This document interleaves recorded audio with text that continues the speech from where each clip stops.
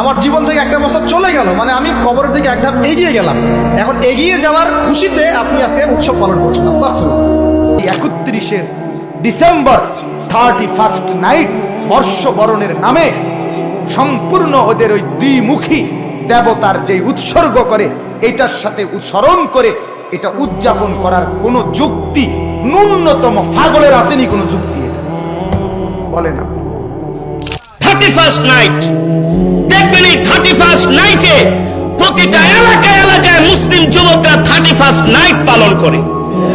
ঢাকা শহরে শত শত কোটি টাকা তারা আতশবাজি ফোটায় এই 31st নাইটে। এই যে 31st নাইট আসছে, আমাদের অনেক যুবক ভাই এই মাহফিলেও থাকতে পারেন, অনেক ভাই এখানেও থাকতে পারেন, যেটাকে আপনি উৎসব হিসাবে গ্রহণ করবেন। 31st নাইট এটি একটি অপসংস্কৃতির বিষাক্ত ছোবক। আজ 2024 সালের সর্বশেষ দিন, একটি বছরের সমাপ্তি এবং আরেকটি বছরের সূচনা লগ্ন। একটি বছরের শেষ দিনে দাঁড়িয়ে একজন মুসলমানের কি করা দরকার বা তার অনুভূতি কি হওয়া দরকার, এবং পবিত্র কোরআন ও সুন্নাহের আলোকে আমরা বিষয়টি আলোচনা করতে চাই। অল ইন ওয়ানের এই পর্বে আপনারা জানতে পারবেন 31st নাইট ইসলামের আলোকে কতটুকু শরীয়ত সম্মত।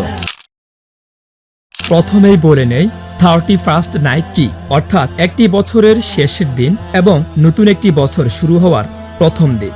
এই রাতেই বিশেষ কিছু আয়োজন করা হয়। পৃথিবীর বিভিন্ন জায়গায় বিভিন্ন দেশে এই 31st নাইট উদযাপন করার জন্য বিশাল ধরনের আয়োজন করা হয়। শুধু তাই নয়, এই আয়োজনে খরচ করা হয় বিশাল অঙ্কের অর্থ শুধুমাত্র এই রাতটিকে উদযাপন করার জন্য।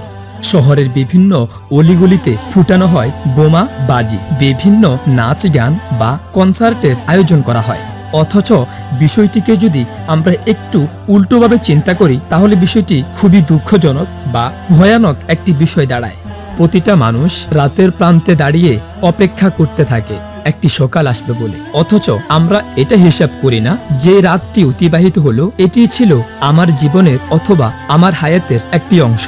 প্রতিটি দিন রাত যাচ্ছে, আমার হায়াত বা আমার জীবনের সময়টুকু কমে যাচ্ছে। ঠিক তেমনি ভাবে একটি বছরের শেষ লগ্নে দাঁড়িয়ে একজন বুদ্ধিমানের এটা চিন্তা করা উচিত, 365টা দিন আমার লাইফ থেকে চলে গেল। আমার এই জীবনের বিশাল একটি দালান থেকে 365টা পাথর বা 365টা ইট ধসে পড়ে গেল, আর আমার হায়াত শেষ হয়ে যাচ্ছে এবং আমি নতুন একটি বছরে পদার্পণ করতে যাচ্ছি।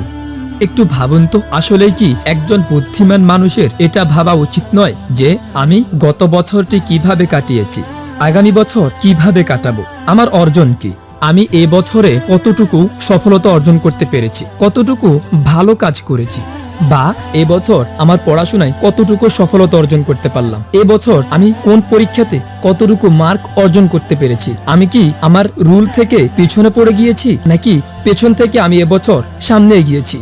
অন্যদিকে এই দুনিয়াতে আমি কেন প্রেরণ হয়েছি, এই দুনিয়াতে আমাকে আল্লাহ তাআলা কেন প্রেরণ করেছেন, আমি আদৌ কি সেই অনুযায়ী জীবনকে পরিচালিত করতে পেরেছি, আমি কি একবারও এটা চিন্তা করেছি যে আল্লাহ তাআলা আমাকে সৃষ্টি করেছেন ইবাদতের জন্য, কতটুকু আমি আমার আখিরাতের জন্য অর্জন করেছি, আমি কি সারা বছর 5 ওয়াক্ত নামাজ পড়েছি নাকি আমার দ্বারা বড় বড় কোনো পাপ কাজ হয়ে গেল, কয় ওয়াক্ত নামাজ আমি বাদ দিয়েছি, আমি কি এটার জন্য ভয় করি নাই যে 1 ওয়াক্ত নামাজ না পড়লে 2,88 বছর জাহান্নামের আগুনে জ্বলতে হবে। আমরা কতটুকু হতবাগা এসব কিছু হিসাব নিকাশ না করে বিভিন্ন আনন্দ উল্লাসে মেতে পড়ি এই দিনে, অথচ আল্লাহ প্রেমী একজন মুমিন ঠিকই এটা হিসাব করে। আমাদের মন কি একবারও প্রশ্নবিদ্ধ হয়নি যে আমি কেন এসেছি, কি করতেছি এবং আমি কি নিয়ে যাব? আমি মনে করি যারা এই বিষয়টিকে, এই 3টে বিষয় সবসময় ক্ষণে ক্ষণে মনে রাখে, তারাই সফল কাম এবং তাদের দ্বারাই ভালো কিছু হয়, দুনিয়া এবং আখিরাত তারাই সফলতা অর্জন করে। তাই প্রতিটি ক্ষণে আমাদের এই 3টি বিষয় জেনে রাখা উচিত বা সবসময় মনে রাখা উচিত। আমি কেন এসেছি এই দুনিয়াতে, আমি কি করতেছি এবং আমি কোথায় যাব বা কি নিয়ে যাব। রাসূল সাল্লাল্লাহু আলাইহি ওয়াসাল্লাম বলেছেন, প্রদত্ত বুদ্ধিমানের সংজ্ঞা হলো যে নিজের হিসাব গ্রহণ করে এবং মৃত্যুর পরের প্রস্তুতি গ্রহণ করে। প্রিয় ভিউয়ার্স, আমি বলতে চাই 2024 সালের ইংরেজির শেষ দিন এবং 2025 সালের সূচনা লগ্নে আমাদের হিসাব করা দরকার। আমার জীবনের কতটুকু অংশ গেল এবং কতটুকু অংশ বাকি আছে। আসলে এই কথা বলার অপেক্ষা রাখে না যখন নাকি চিন্তা করি আমাদের মৃত্যুটা যে কোনো মুহূর্তে হতে পারে। আমরা যদি একটু ভিন্নভাবে চিন্তা করি তাহলে কখনোই আমাদের মাথায় 31st নাইট উদযাপনের বিষয়টি মাথায় আসবে না। সাথে সাথে এই উদযাপনের এই দিনটির প্রতি অথবা 31st নাইট উদযাপনের প্রতি একটা ঘৃণা জন্মাবে। যদি আমরা নিজের আত্মাকে একটু প্রশ্ন করি, হে মন, এত আনন্দ এত উল্লাস করতে তোমার ভালো লাগে? তোমার কি মনে নেই যে তোমাকে এই জানাজার খাটে উঠতে হবে? মানুষ তোমাকে আল্লাহু আকবার বলে বিদায় দেবে। কনকনে শীতের রাতে মানুষ যখন ঘরমুখী হয়, লেপের ভিতরে ঢুকে পড়ে, তখন মৃত্যুবরণকারীকে আমরা কবরে রেখে আসি।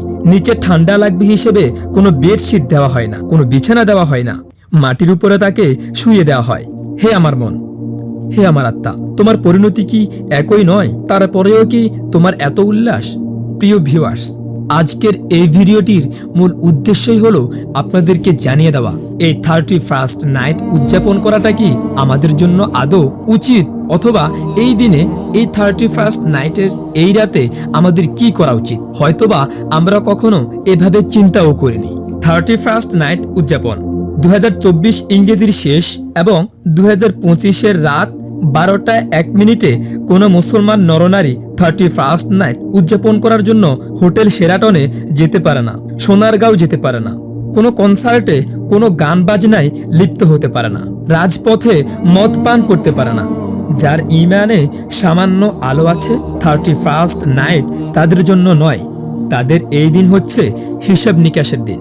অর্থাৎ 2024 সালে আমার কি কি করা উচিত ছিল, আমার লক্ষ্য কি ছিল, আমি কি কি অর্জন করতে পারিনি, অথবা ইসলামে আমাকে কি বলা হয়েছে, আমার আখিরাতের জন্য আমি কি করা উচিত ছিল আর কি করেছি, সবগুলোকে হিসেব করে তাওবার পথে ফিরে আসা, আল্লাহর কাছে তাওবা করা এবং প্রতিজ্ঞা করা 2025 সালের শুরুর দিন থেকে 2025 সালের শেষ দিন পর্যন্ত আমি আল্লাহর পথে প্রতিদিন আল্লাহর বিধান মেনে চলব। আমার লাইফের গোলগুলো আমি অর্জন করার পিছনে দৌড়াবো।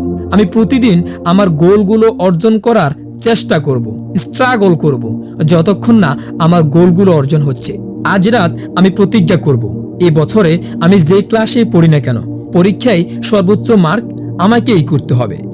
আমাদের এলাকার সবথেকে ভালো ছেলেটা আমাকেই হতে হবে, ক্লাসের সবথেকে ভালো স্টুডেন্টটা আমাকেই হতে হবে, পরিবারের সবথেকে ভালো আচরণমুখী ছেলেটা আমাকেই হতে হবে। আমি আপনি হয়তো জানি না, তবে বাংলাদেশের মতো একটি বৃহত্তর মুসলিম রাষ্ট্রেও এই রাতে জায়গায় জায়গায় বিভিন্ন স্পটে পুলিশ নিযুক্ত করতে হয়, উশৃঙ্খল যুবক যুবতীদের জন্য র্যাব নিযুক্ত করতে হয়, তাদের বেহায়াপনায় বাধা সৃষ্টি করতে হয়।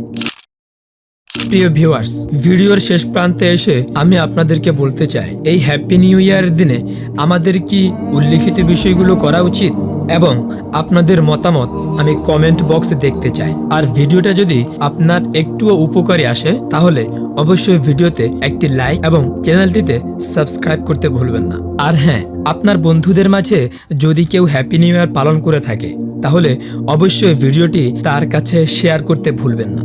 ধন্যবাদ। আসসালামু আলাইকুম।